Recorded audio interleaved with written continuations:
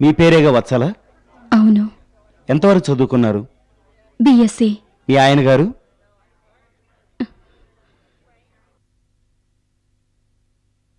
8 వరకు.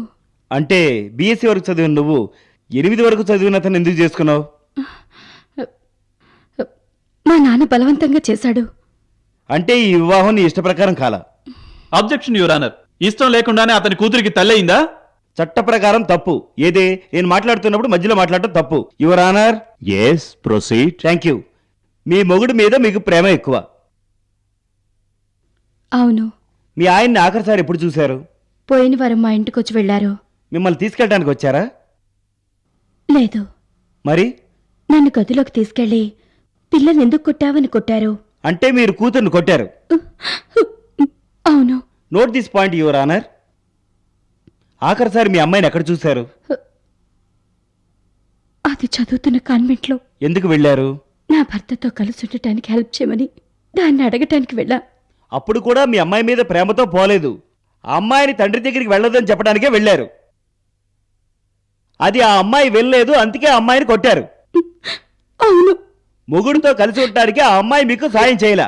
నా మాట వింటుందో విందో అని మీకు విరక్తి వచ్చింది. ఆ విరక్తిలో ఆ అమ్మాయిని చంపారు. లేదు, లేదు, నేను చంపలేదు, నేను చంపలేదు. Objection your honour. ఒక చిన్న గొడవ కోసం తన కన్న బిడ్డని ఏ తల్లైనా చంపుకుంటుందా?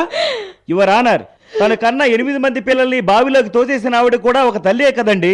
ఆ విధంగా ఆ అమ్మాయిని ఈవిడే చంపేసిందనడానికి చాలా ఆధారాలున్నాయి. వాళ్ళని విచారించడానికి కోర్టు అనుమతి ఇవ్వాలి. Permission granted. Thank you. నీ పేరేంటయ్యా? పూర్ణయ్యండి. ఏం చేస్తుంటావు? చేపలు పట్టుకుంటుంటానండి. ఈ డ్రస్సు, గాజులు, షూసు పోలీస్ స్టేషన్ నువ్వే కదా తీసుకెళ్ళి? అవును, నేనే ఇచ్చానండి. తీసుకెళ్ళావు? చేపలు పట్టుకుంటుంటే దొరికినాయండి, తెచ్చి ఇచ్చానండి. సరే, సముద్రంలో ఇవి దొరికినప్పుడు పిల్ల కోసం వెతికావా? ఎతికానండి. పక్కన సొరంగం ఉందండి, దానిలో వెళ్ళిపోయి చచ్చిపోయిందేమో అనుకున్నానండి. సరే, నువ్వు వెళ్ళొచ్చు. వాడు అబద్ధం చెప్తున్నాడు. నా బిడ్డ నేను చంపలేదు, నేను చంపలేదు. వాడు అబద్ధం చెప్తున్నాడు. వాడే అబద్ధం చెప్పట్లేదు, నువ్వే అబద్ధం చెప్తున్నావు. ఆ అమ్మాయిని చంపింది నువ్వే, అదే నిజం. Objection your honour. తను హత్య చేసినట్టు కళ్ళారా చూసిన సాక్షి లేడు. ఊహించుకొని తన్ని హంతకురాలంటే నేను అబ్జెక్ట్ చేస్తాను. మిలాడ్, హత్యను కళ్ళారా చూసిన సాక్షి కావాలి అంటే ఎంతో మంది దోషులకి శిక్ష వేయడానికి కుదరదు. అదో అక్కడ కూర్చుందే, ఆమె నువ్వు చూసావా? చూశాను. ఎక్కడ? మా ఎదురింట్లో అద్దుకుండేది. ఇప్పుడు ఆవిడ ఎక్కడుంది? ఇప్పుడు మా ఇంట్లోనే ఉంటుంది.